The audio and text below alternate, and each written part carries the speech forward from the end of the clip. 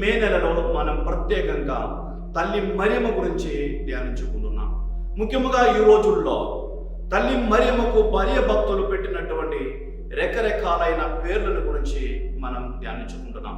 అందులో భాగంగా ఈరోజు తల్లి మరియమ్మకు మరియ భక్తులు పెట్టినటువంటి ఒక్క ముఖ్యమైన పేర్ల గురించి మనం ధ్యానించుకుందాం.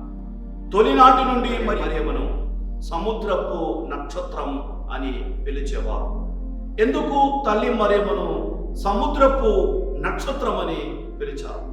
సముద్రంలో ప్రయాణం చేసేవారు తీరాన్ని గుర్తించడానికి కొన్ని నక్షత్రాలను వాడుకునేవారు.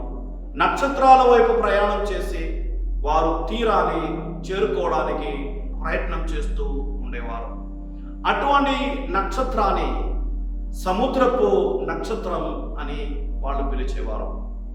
తరువాత తల్లి మరియమ్మను ఆధ్యాత్మిక భావనతో సముద్రపు నక్షత్రం అని వారు పిలిచినప్పుడు వాళ్ళు ఏం ఉద్దేశంతో పిలిచారని మనం ఈరోజు ధ్యానించుకోవాలి.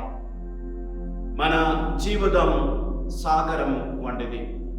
ఈ సాగరములో మునుగుతూ తేలుతూ మనం తీరం వైపు ప్రయాణం చేస్తూ ఉంటాం. తీరాన్ని చేరుకోవడానికి, సురక్షితంగా గమ్యాన్ని చేరుకోవడానికి మనకు ఒక వెలుగు కావాలి, ఒక తార కావాలి, నక్షత్రం కావాలి. ఆధ్యాత్మిక జీవితములో తీరం అంటే రక్షణకు సంకేతమైన తీరము యేసు ప్రభువు సన్నిధి. యేసు ప్రభు సన్నిధికి, రక్షణకు సంకేతమైన తీరానికి మనలను చేర్పించడానికి మనకు తోడ్పడే నక్షత్రము తల్లి మరియమ్మ. ఈ అర్థముతో తల్లి మరియమ్మను మరియ భక్తులు తొలినాటి నుంచి సముద్రపు నక్షత్రం అని పిలిచారు. లతీను భాషలో స్టెల్లా మారిస్ అన్నారు. స్టెల్లా మారిస్ అనే పేరు చాలా గొప్పది, చాలా ప్రసిద్ధమైనది.